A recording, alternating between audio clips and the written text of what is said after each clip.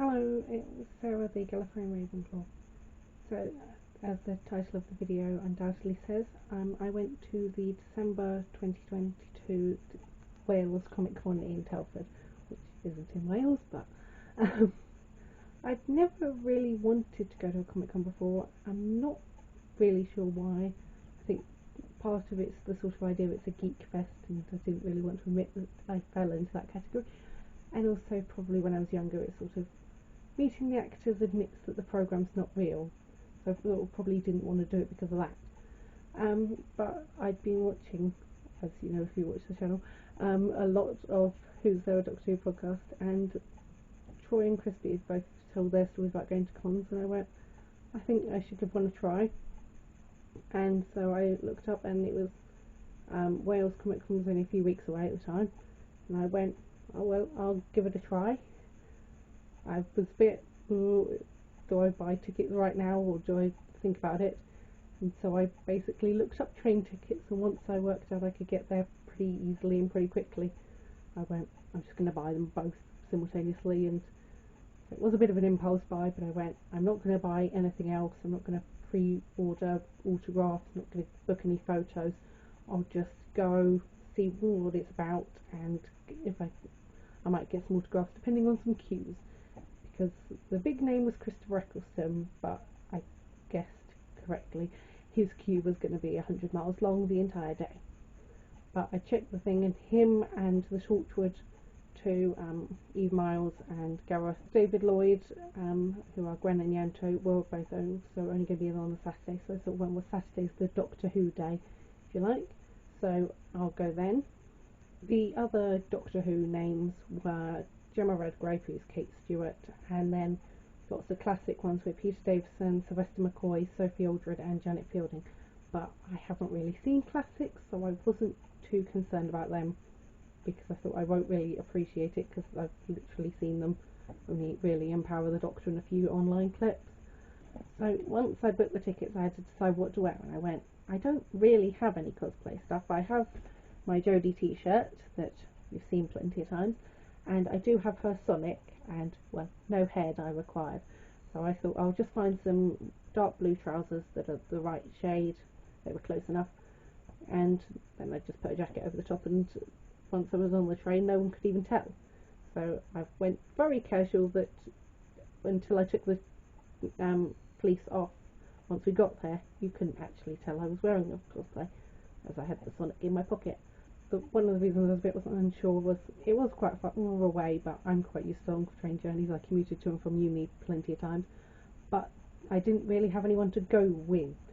My family couldn't do that date, and aren't as big a Doctor Who geeks either anyway, and I don't really have any friends that are massive Doctor Who fans who would be able to come with me, so I sort of went, okay, well, I'll just try it on my own then. But luckily on the train, so I was switching trains at Birmingham New Street, which I'd never been to before, and was surprised to learn it looks more like an airport departure lounge than a station. If you've ever been there, you'll know what I mean. But the train that I was on there was running quite late, and I only had like 15 minutes to change the platform. And helpfully, the platform I needed was behind a glass window, so you have to go the entire way around the place. Luckily, that meant I basically en route met every single person who was trying to get on that train, which meant we formed quite a group of us who were trying to get to that platform, and obviously we were all trying to get to the same place. Me and another girl who I ended up spending a lot of the day with, Miha, both quickly went, are you by any chance going to the Comic Con?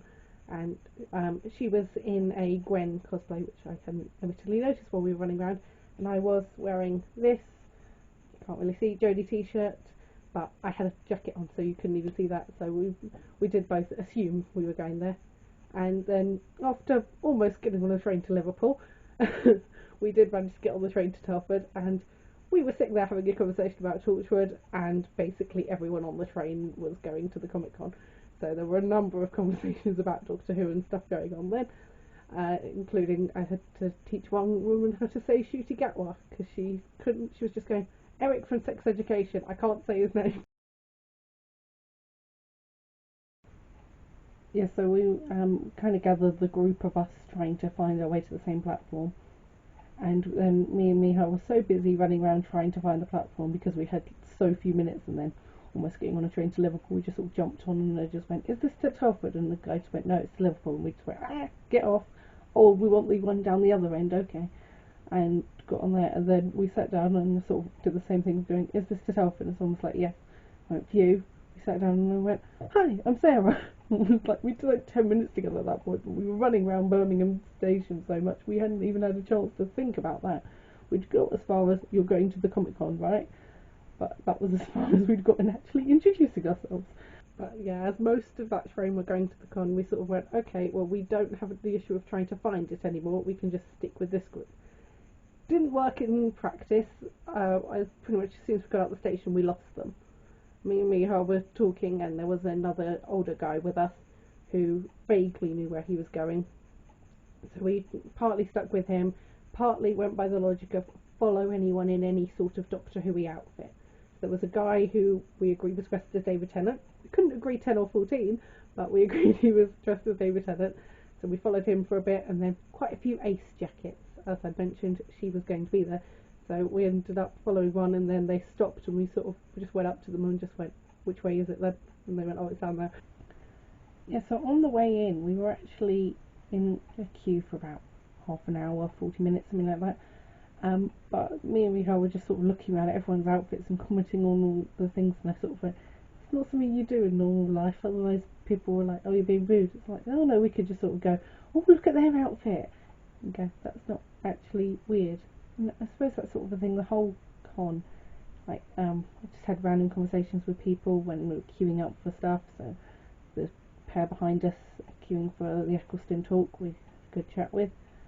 Uh, One of them, I asked her how many cons she'd gone to, and she said it was her fifth, and the first one had been Telford earlier in the year. So I think she'd done practically every other one in the UK in between, to have done 3 others in between. But and just other people throughout the day just sort of bumped into and had random conversations with about anything. Um, there were lots of different costumes, some I honestly don't know what they were from. But there were quite a lot of obviously Doctor Who and Torture ones. That said, there were a lot of ace jackets around, and there was also quite a few World War II nurses with gas masks, with Chris Eccleston being there. That one was quite obvious. And there was actually a pair we saw who then her friend was wearing a Union Jack t-shirt. Went, I think the 2 of them are planning on getting a picture with Eccleston, aren't they? One of the best tortured ones I saw was someone, they were just in a suit, and then they had, like, they'd made an earpiece thing with Torchwood written on it, because obviously those now are actually quite common things, but obviously when Torchwood was made they were high tech. So once we got in, we went, let's just look around and work out where people are and stuff. We entered one room, I'm not sure which room, straight away, and couldn't barely get through the door because there was a queue. We sort of went, let's just push through this queue, and then once we'd pushed through, we quickly realised it was actually the queue for Eve Miles, and went, oh, okay, her queue's out the door. We weren't expecting that one. Right next to her was Gareth, and he literally had like one person there, so I went, great, he's quiet because it's early on, let's just go straight to him. Miha wasn't getting autographs, she had a few photos booked, including one with both Gareth and Eve later, so she was going, I'll just, so she came with me and ended up taking this photo that's hopefully now on the screen, of us, and I got an autograph. I might take a proper picture to put on the screen, but otherwise, there we go. Yeah. So I got his autograph really early on, and then, as I mentioned, I was there because of the podcast, and before we'd even got to Gareth, I'd spotted Troy from the podcast across the room and went to Miha, just want to go say hi to him. Well, he was in the queue for Christopher Eccleston, and as we approached, I didn't realise Christopher Eccleston wasn't actually there. So I sort of went, oh, he's right at the end of where the barriers are, so we can chat for a few minutes, and then when he moves up, we won't be able to chat to him anymore anyway. But because Christopher Eccleston wasn't there, he actually stayed in that position for probably an hour, and we were chatting to him for about 45 minutes of it, we were in the exit of whoever was next to Christopher Eccleston, and Helsley had to keep moving to let people out, but also those with mobility scooters, me and Miha, were having to move the barriers for them anyway. So it was quite useful we were there in the end. So we ended up spending like 45 minutes chatting to Troy and his mum, and did get some photos together, so there's on the screen hopefully me and Troy and then the three of us. Yeah, so we ended up talking to Troy for quite a long time. Miha hadn't actually seen the podcast before, but probably is now watching it, hopefully the episode about the con at least. Yeah, so I spent most of the day with Miha because she'd gone to London Comic Con a few weeks earlier, but the friend that she'd gone there with wasn't able to go to this one, so she'd been a bit worried about going around on her own as well, so we just sort of went, let's just stick together then. One thing I didn't say was the photos. I'm old-fashioned. I use an actual camera, which mine had been getting dodgy before, so I got a new one as an early Christmas present in time for the con, and then Miha couldn't work out how to use it, so we ended up having quite a lot of conversation with Gareth, joking about it should go back to the 90s because Miha could not work out how to take a photo. And while we were chatting to Troy, we checked the timetable, and the Torchwood talk was due to start soon, so me and Miha went off to that, and Troy went, he's going to have to miss it, he was still in the queue. But we said we'd probably bump into him at the Eccleston one later. But the Torchwood talk started a bit late, probably because of Eve Miles' queue. She probably tried to get through as many autographs as possible, and then it overran because they didn't stop talking. So then the time for the Eccleston one came up, and it was like 15 minutes time. And obviously no one wanted to go to the same ones.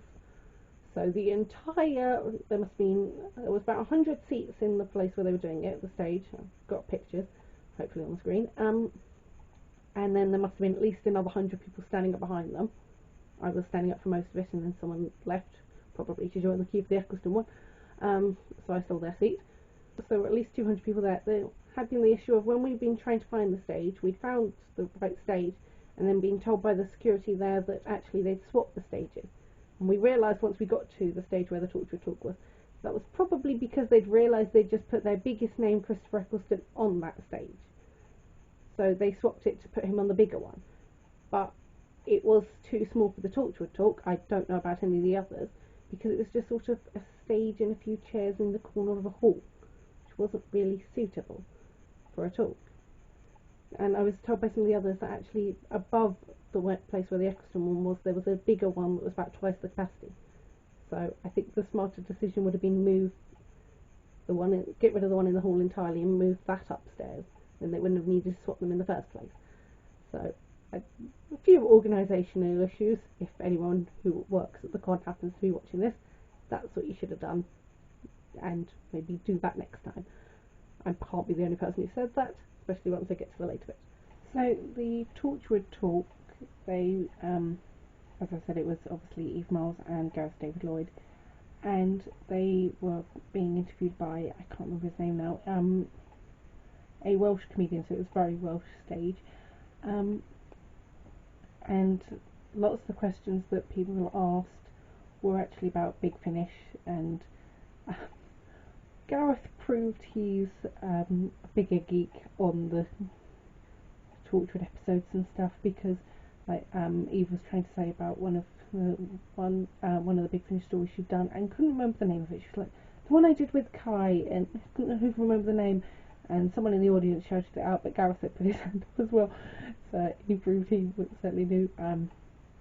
Although then she also tried to ask something about it, but then she also tried to say something about the filming of Miracle Day, and he had to go, but I don't know the answer to that one. But they did obviously both say they would be willing to go back, but obviously not easy, as obviously Gento wouldn't be in it if they continued in the future. But that's why they have lots of Big Finish stories. And they also said that's sort of the difference between voice acting and on-screen acting. And obviously it means they can continue for years. Because obviously at some point they're not going to look the same. Because it's already been over 10 years. They said, how has it been 10 years and we're still sitting here talking about it? So we headed to the Eccleston talk. We're in the queue, chatting to some of the other people in the queue. But then we got to the front of the queue, the security guard stuck his arm down in front of us and went, "Sorry girls, it's full." I went, "Seriously? There's like 60 people behind us and it's still not due to start for another 10 minutes. There's going to be other people still en route." So that's why they should have moved him to the bigger stage. So we didn't get into the talk. But I went, "Oh well, that's fine. Eve Miles's queue will be smaller now because everyone's in there." It was bigger. I don't know how, but it was still bigger. Yeah, I'm suspecting it was mostly keeping faith fans at that point, or anything else she's done, or the other people who hadn't managed to make it into the Eccleston talk. So then, while the talk was on, we continued to look around and discovered we'd somehow only done 2 of the 3 rooms, which was probably because they didn't actually have any signs to show what room they were. If I show on the map just showed 3 stages, like 3 rooms like that. You see the small stage in the corner of the room, but there wasn't really anywhere where it was obvious which room you were in, and seeing as me and Miha proved how great a sense of direction we had 3 times already, we managed to not have a clue which room we were in most of the time. So we just wandered around until we found what we were looking for. So while we were looking around, we looked at all the stalls, and I did end up buying a few things.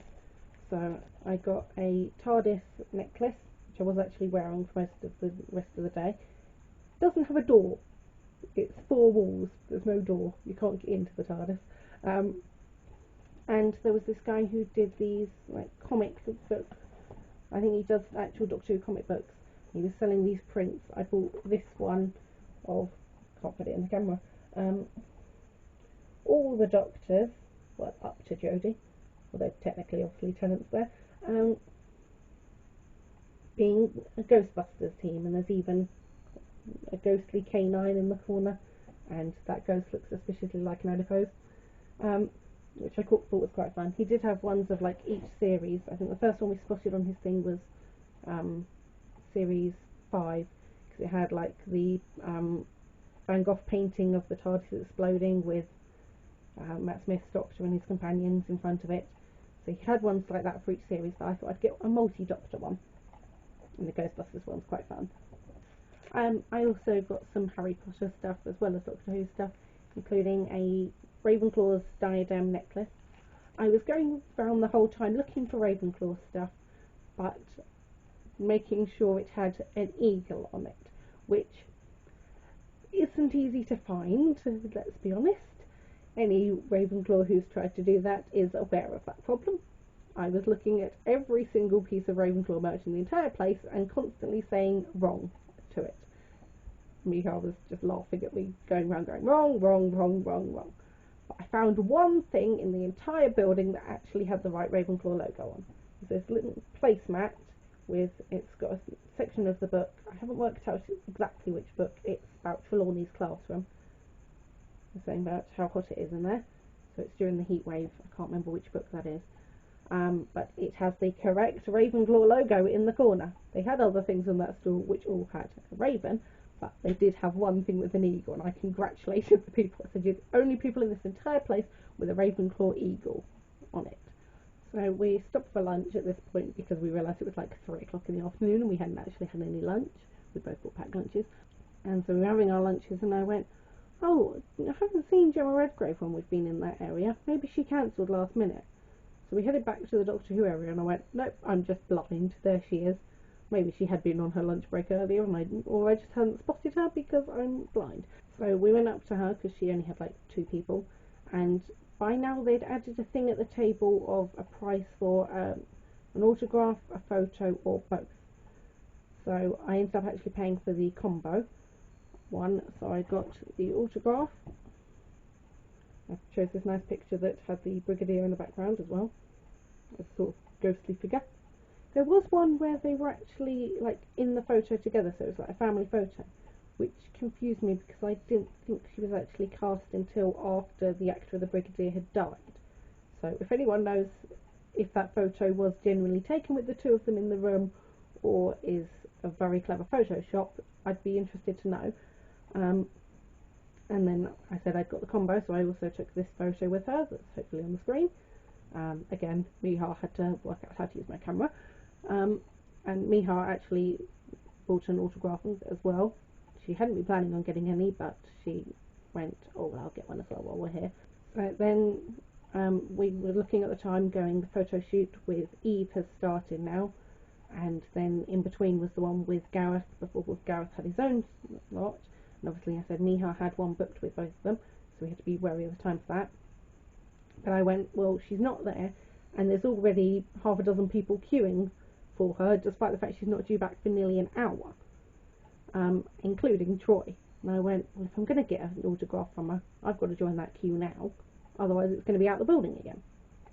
We didn't really have anywhere else we wanted to go, so we joined there, ended up chatting to Troy and this couple who I have no idea how much they spent, because the girlfriend was there to get Eve's autograph on a photo she'd had Gareth sign at a previous con, but she'd just done all the other Doctor Who people in between, and once she'd got Eve, she'd got them all, and I went, how much have you spent?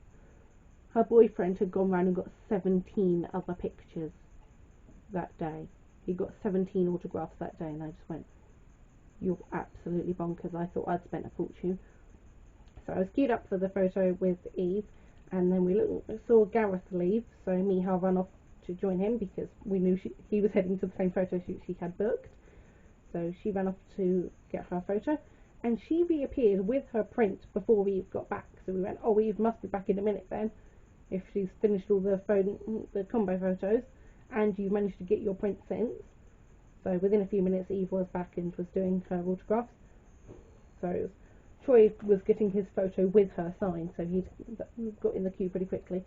But I just was getting a print, and I was extremely lucky with this because while I was giving the woman next to her my money, she was shouting at another member of staff, get all the prepaid to the front, get them through first. And I was going, I'm not prepaid, I've got cash. She went, oh, that's fine, I haven't got any at the moment.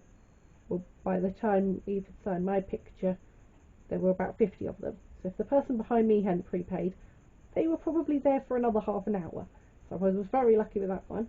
But I got this nice picture of Gwen that she signed.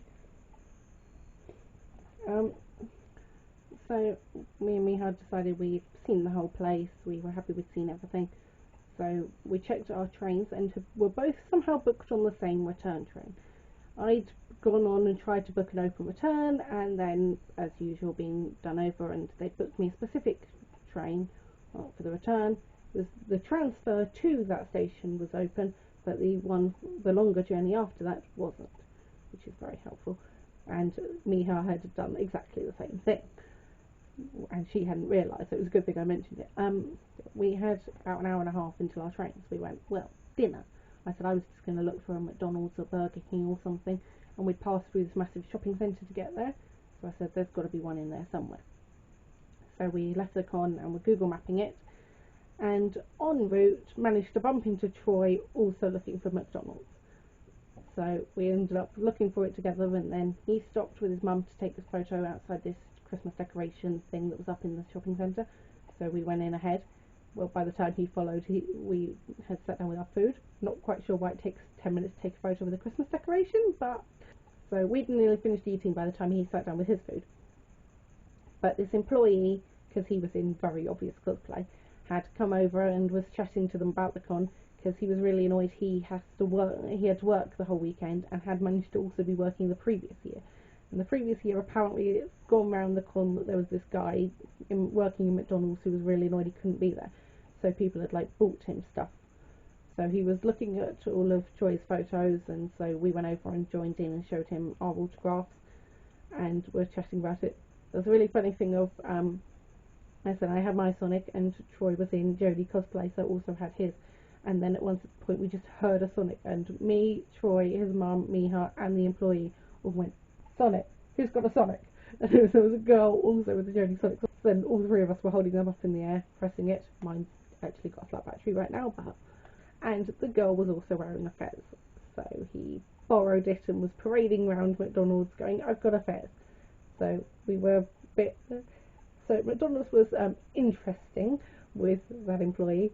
So much so we'd lost track of time and realised we had about 10 minutes to get to the station. So quickly said bye to Troy and ran off to the station, getting lost again. You'll have noticed that's a running theme.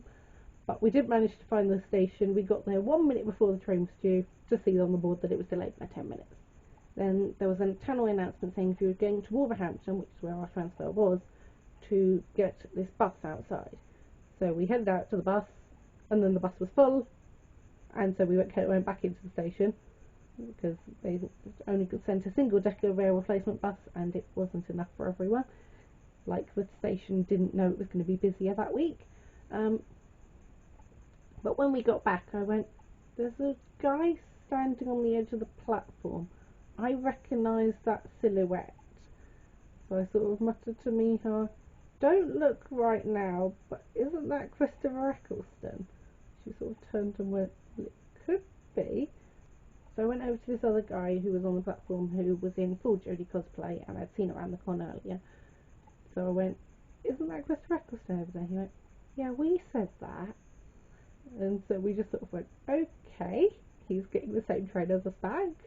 It was kind of being whispered around the platform by quite a few people, because quite a few people had spotted him, and seeing as 98% of us had come from the con, we all knew who he was. And then when the train arrived, me and Miha ended up getting on a door that meant we were in the same section as him, and overheard someone else going over to ask for a photo. So we went, yeah, why not? So then we went over and got a photo. So here's the photo I got free on a train with Christopher Eccleston. So we were both quite glad that overflow bus had actually been full, because otherwise we wouldn't have been on that train. And he didn't get off at Wolverhampton with us, so we don't know where he went. So yeah, throughout the journey, the seat next to Christopher Eccleston wasn't ever really empty, but no one actually sat in it.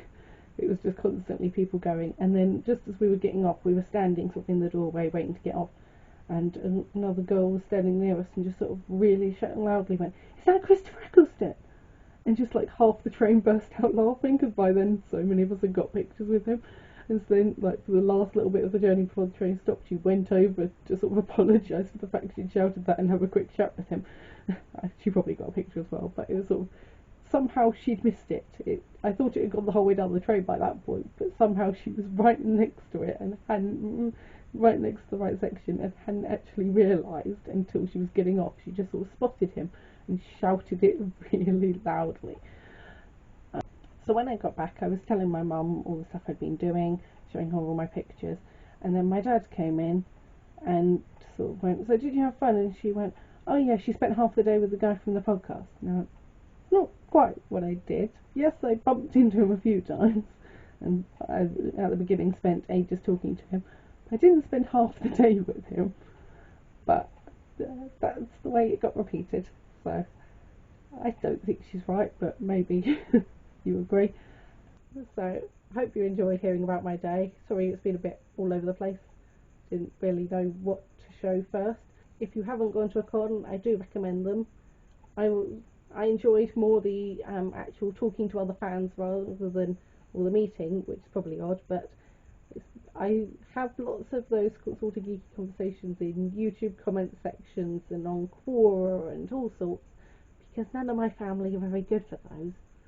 I've done a Doctor Who quiz with them and they couldn't even answer what Joe Martin's Doctor's called, so that shows it. Mind you, my dad still doesn't know what the Rift is. If you've seen the previous video, you get that one.